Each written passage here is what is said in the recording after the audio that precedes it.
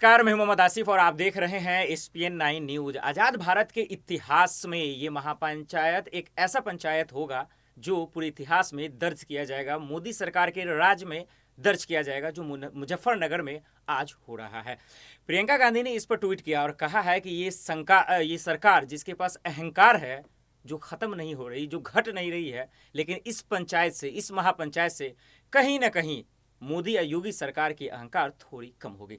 सवाल ये भी है कि इस महापंचायत से आखिर योगी सरकार पे क्या फर्क पड़ेगा, साथ ही साथ जो 2022 में विधानसभा चुनाव होने वाले हैं उस पे कितना बड़ा फर्क पड़ेगा। इन तमाम सवालों का जवाब लेने के लिए आज हमारे साथ बेहद खास मेहमान आकाश मौजूद हैं। सर, आपका बहुत बहुत स्वागत है। और सबसे पहला सवाल यही है कि आज जो विपक्ष ये जो आरोप लगा रहा है कि ये अहंकार सरकार है, बहरी सरकार है, गूंगी सरकार है, ये इसका मतलब आप समझाइए आकाश भाई कि क्यों ऐसा बोला जा रहा है और उन्हें अहंकार के तरीके से क्यों देखा जा रहा है। तो आसिफ, सबसे पहले तो आपका बहुत बहुत धन्यवाद करना चाहूँगा, आपने ये मौका दिया। आसिफ, ये जो महापंचायत हो रही है ये अपने आप में एक बहुत सोचने वाली बात है। बहुत दुर्भाग्यपूर्ण है कि हमें इस तरह की चीज़ें देखने को मिल रही है। ये लड़ाई आज शुरू नहीं हुई, इस लड़ाई को शुरू हुए 8 महीने हो चुके हैं और अभी तक हमारे पास किसी भी तरह की कोई भी क्लैरिटी नहीं है कि ये लड़ाई जा कहाँ रही है। मोदी सरकार जब नई नई आई थी, इन्होंने 2 चीज़ों का बहुत पक्ष लिया था कि हम जो सेना है और जो हम किसान हैं, इनके लिए हम बहुत काम करेंगे, इन्हीं से देश चलता है और ये जब मजबूत हैं तो देश मजबूत है। लेकिन आज मोदी सरकार क्या कर रही है, यह आप भी देख रहे हैं। बिल्कुल आकाश, आप एंटरटेनमेंट को कवर करते हैं, तो मैं सवाल ये लेना चाहूँगा कि आप किस तरह से देखते हैं ये जो किसान, जो हमारे देश को जो है, पूरा देश इसी पे डिपेंड है, 80% किसान है हमारे देश में। तो सवाल ये है, ये सवाल लाजमी है कि आखिर जो किसान Tikri border, Ghazipur border, Singhu border पे बैठे हुए हैं, आज महापंचायत में लगभग लाखों किसान आए हुए हैं, मैं वहाँ खुद ही कवर करके अभी आया हूँ। तो सवाल ये है कि आखिर इन किसानों को देशद्रोही बोलना, आतंकवादी बोलना, खालिस्तानी बोलना, मवाली बोलना, इसको आप किस तरह से देखते हैं? देखिए आसिफ, आज के ज़माने में ऐसा अब ये समय आ चुका है कि अगर आप सरकार की निंदा कर रहे हो तो आप राष्ट्रद्रोह हो गए, आप देशद्रोही हो गए।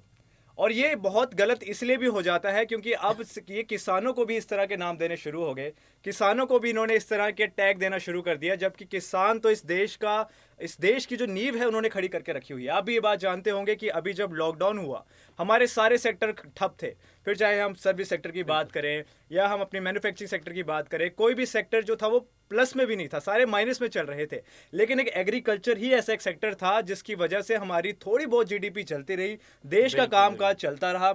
और इस चीज़ को नज़रअंदाज करते हुए अब जो सरकार है ये अब सिखों को आतंकवादी बताती है, खालिस्तानी बताती है। क्यों? क्योंकि अब ये उनका विरोध कर रहे हैं। इनके हिसाब से ये जो करते हैं वो सही है। इनका अगर आप विरोध कर रहे हो, फिर आप चाहे किसान हो, चाहे आप मुसलमान हो, आप सिख हो, आप जो भी हो, आप सब एंटी नेशनल हो जाओगे। जिस भी तबके के लोग अगर सरकार का विरोध करते हैं तो आपके कहने का मतलब कि उनके खिलाफ कोई ना कोई कार्रवाई की जाती है। लेकिन आपने उनको टैग दिए जाते हैं। एग्जैक्टली, आपने लेकिन एक बहुत बड़ी बात कही है, वो ये कि पूरा देश लॉकडाउन में बर्बाद, देश का तमाम सेक्टर बर्बाद हुए, लेकिन हमारे किसानों ने हमें अनाज की कमी नहीं महसूस होने दी। ये बहुत बड़ी बात, तो उनकी तारीफ बनती है। सवाल ये है, अब बात करते हैं कि जब ये महापंचायत हुई, इससे पहले छोटे छोटे इलाकों में, चाहे वो मुजफ्फरनगर हो, शामली हो, हापुड़ हो, मथुरा हो, या फिर हरियाणा में बात करते हैं, यहाँ कई ऐसे इलाके में छोटे छोटे महापंचायत हो रहे थे। आपने देखा कि हरियाणा के करनाल में किस तरह से किसानों पर लाठीचार्ज हुए, उनको जो खून से लपालप हो गए, पूरे से लथपथ हो गए। उसके बाद सीएम खट्टर का जो है बयान आता है कि शब्दों पे थोड़ा सख्ती करना चाहिए था, लेकिन कार्रवाई में कोई नहीं। तो इस तरह की तस्वीर देखकर आप, एक हम लोग एग्रीकल्चर के बेटा हैं, तो किस तरह से आप देखते हैं इसको? देखिए, मैं जब इस तरह की तस्वीरें देखता हूँ, मैं खुद एक बहुत छोटे घर से आता हूँ, तो मेरा खून खोलता है, मुझे बहुत दुख होता है। ये जो लोग वहाँ बैठे हैं, ये अपना काम काज छोड़ के बैठे हुए हैं और किसी एक अच्छी चीज़ के लिए लड़ाई लड़ रहे हैं। और जब सरकार इन सारी चीज़ों को नज़रअंदाज करती है, इन लोगों को नज़रअंदाज करती है, तो मेरा खून खोलता है। और खून इसलिए भी खोलता है मेरा क्योंकि ये लोग कोई गलत बात नहीं कर रहे, ये अपने हक की लड़ाई मांग रहे हैं, अपने हक की चीज़ मांग रहे हैं। और सरकार अगर इन चीज़ों को नज़रअंदाज करेगी तो महापंचायतों का महापंचायतें हो जाए, कोई फ़र्क नहीं पड़ने वाला। इसलिए बहुत ज़रूरी है कि सरकार के लिए हम सब भी साथ अपना दिखाएं, सिर्फ बातचीत ही नहीं करें, हम अपना सपोर्ट दिखाएं, जिस वे भी हम सपोर्ट उनको दिखा सकते हैं। क्योंकि वहाँ पे जो लोग बैठे हैं वो अब उनके लिए एक सपोर्ट दिखाना बहुत ज़रूरी हो जाता है, क्योंकि सरकार का यही सारा मोटिव है फिलहाल कि कैसे चीज़ों को थोड़ा टाइम निकल जाए, समय निकलता जाए, समय व्यतीत हो जाएगा तो लोग शायद भूल जाएंगे, ये जो आंदोलन चल रहा है ये ठंडा पड़ जाएगा।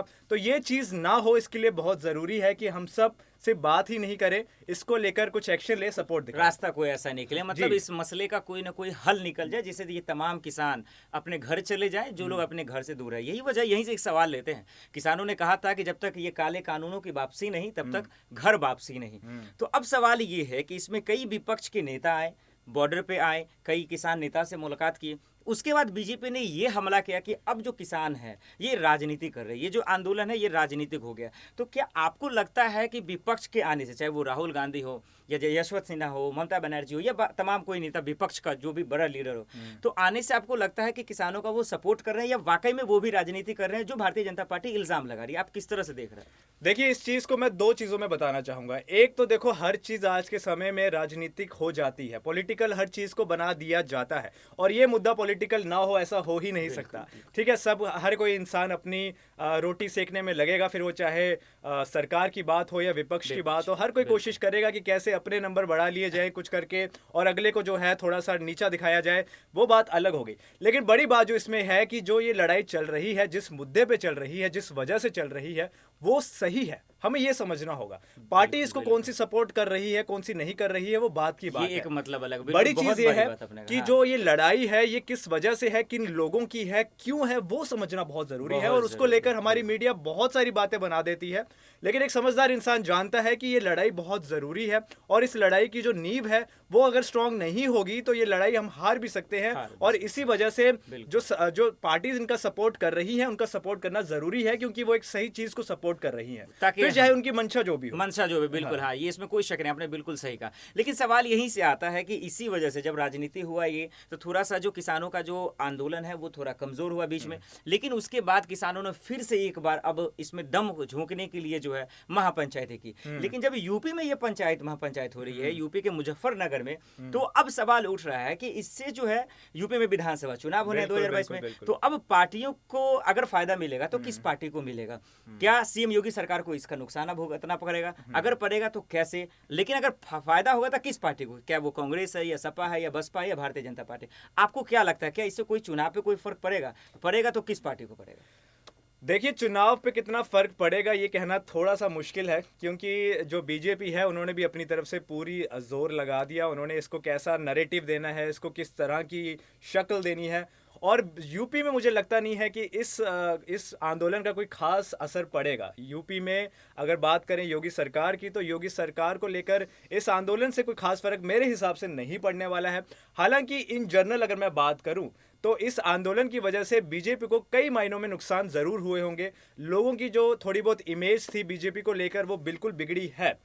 यूपी के बारे में बात करें तो शायद नहीं, लेकिन अगर पूरे देश की बात करें तो देश के ऐसे कई राज्य हैं जो ये मानते हैं कि बीजेपी सरकार जो है वो बहुत ही ज़्यादा गलत कर रही है हमारे किसानों के साथ। हमारे देश के किसानों के साथ खड़े होने की बात करती थी बीजेपी, लेकिन जब सही में खड़े होने का मौका आया तो किस तरह से वो कर रही है। तो क्या आकाश, आप जो कह रहे हैं कि भारतीय जनता पार्टी किसानों का साथ नहीं दे रही, क्या यही वजह है क्या कि विपक्ष इसको जो है इसका फायदा उठा रहा है? अभी प्रियंका गांधी ने ट्वीट किया कि सरकार एक अहंकार है, किसानों का साथ नहीं दे रही। तो क्या प्रियंका गांधी को एक जिम्मेदारी मिली है यूपी में चुनाव में, तो क्या किसानों का साथ मिलेगा प्रियंका गांधी को या कांग्रेस पार्टी को? क्या लगता है आपको? देखिए, मुझे लगता है कुछ हद तक तो ज़रूर मिलेगा, क्योंकि कांग्रेस जो है वो शुरू से ही इस पूरे मुद्दे को लेकर काफ़ी वोकल रही। उन्होंने अपनी बात रखी और उन्होंने सपोर्ट दिखाया है। अब वो अलग बात है कि इसको लोग इस तरह से लेते हैं क्योंकि बीजेपी जो है उसके खिलाफ है तो कांग्रेस सपोर्ट करेगी ही, इसका एक ये भी नैरेटिव हो सकता है। लेकिन फिर भी मुझे लगता है कि बीजेपी को कहीं ना कहीं इस चीज़ से नुकसान होगा और कांग्रेस को इससे फ़ायदा होगा। चलिए, एक आखिरी सवाल आकाश आपसे ले लेता हूँ। आपने कहा जिस तरह से सीएम योगी को खास करके यूपी चुनाव में कोई फर्क नहीं पड़ेगा, तो मेरा मकसद ये था पूछने का, आपने पश्चिम बंगाल को भूले नहीं होंगे आप। पश्चिम बंगाल में किस तरह से तमाम किसान नेता वहां गए थे, बीजेपी के खिलाफ वहां जो है प्रदर्शन करने के लिए तमाम लोगों को जो है एकजुट किया। इस मकसद से मैं पूछ रहा हूं कि जिस तरह से किसान पश्चिम बंगाल गए थे, क्या यूपी में भी उस तरह से लोग जा रहे हैं, जन सैलाब हो रहा है? तो और यूपी के कई ऐसे किसान हैं जो खुद ही गाजीपुर बॉर्डर पे बैठे हुए, तो कितना फर्क पड़ेगा यूपी चुनाव पे? क्योंकि पश्चिम बंगाल में भी कोई मतलब नहीं था, लेकिन किसानों का सिर्फ मकसद ये था कि बीजेपी ना जीते। उस लिहाज से यूपी में किस तरह? देखिए आसिफ, आप आप पश्चिम बंगाल की बात कर रहे हैं। पश्चिम बंगाल में इस आंदोलन का कितना फर्क पड़ा इस पे मैं बात नहीं कर पाऊंगा, क्योंकि वहां पे और भी बहुत सारे अलग फैक्टर्स थे और भी बहुत सारी चीजें थी जिसकी वजह से वहां पे ममता ने जो है बहुत सफाई कर दी बीजेपी की। लेकिन यूपी का थोड़ा केस अलग है। यूपी का केस आप भी जानते हैं कि अभी भी काफी बीजेपी का वहां पे थोड़ा बहुत दबदबा है। मैं उम्मीद कर रहा हूं कि इस आंदोलन की वजह से कुछ असर जरूर पड़ेगा, क्योंकि अब सिर्फ पंजाब या हरियाणा से ही किसान नहीं जुड़ रहे, यूपी के भी बहुत सारे ऐसे किसान हैं जो यहाँ पे जुड़े हैं और अपना जो रोष है वो प्रकट कर रहे हैं। तो इसको लेकर मुझे लगता है कि आने वाले चुनावों में हम कुछ हद तक इसका इफेक्ट जरूर देखेंगे, लेकिन ये बहुत बड़ा एक फैक्टर बनने वाला है, एक बहुत बड़ा गेम चेंजिंग एक चीज होने वाली है। ये मुझे थोड़ा सा मुश्किल लगता है, लेकिन फिर भी कुछ चेंज हम जरूर देखेंगे। चलिए, बहुत बहुत शुक्रिया आकाश इन तमाम सवालों का जवाब देने के लिए। तो आप आकाश को सुन रहे थे। आकाश का साफ कहना यही है कि इस महापंचायत से कहीं ना कहीं 2022 के विधानसभा चुनाव में फर्क तो पड़ेगा, और फर्क छोटा मोटा नहीं, बहुत बड़ा पड़ेगा। अब देखना होगा कि एक्चुअल में 2022 में होगा क्या। फिलहाल के लिए इतना ही। बाकी खबरों के लिए देखते रहे SPN9 न्यूज़। नमस्कार।